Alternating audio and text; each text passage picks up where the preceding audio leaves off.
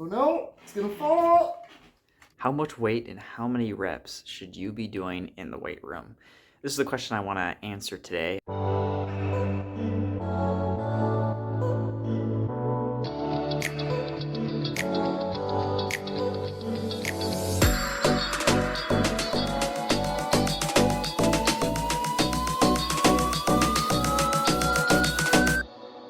I recently read a meta-analysis, which is just a conglomeration of a bunch of articles regarding velocity-based weight training.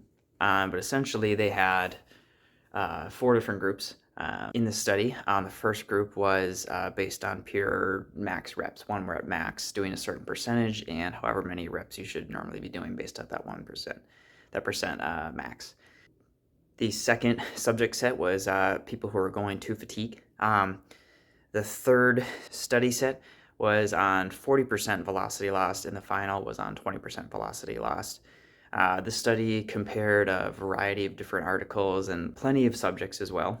Essentially, what they found is that when you go to complete fatigue, you start getting de-innervation of type 2X fibers. These are your most powerful fibers, the ones that generally are associated with power productions, your sprinter, essentially. So if you're a sprinter, especially in a cyclist, you definitely do not want to be going to maximum fatigue. Because that'll completely de-innervate those fibers, and you will start getting more type 2A and type 1 fibers to make you more aerobic, but not as powerful. When you were based off 1 rep training, there was pretty similar adaptations to the failure training in terms of strength and muscular endurance. However, what was really interesting, by doing a 20% velocity loss or a 40% velocity loss, essentially holding back a little bit, we saw the greatest increases in muscular strength, 1 rep max, power production, sprint and jump performance is what I mean by power production, and muscular hypertrophy.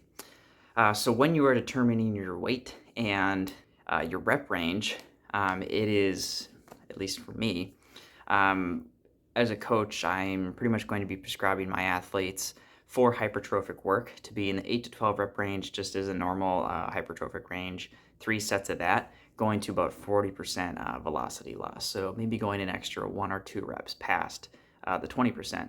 Now, when we're getting into peak season and we're trying to maximize our athletes' strength and peak power production, we are going to be focused on low rep ranges.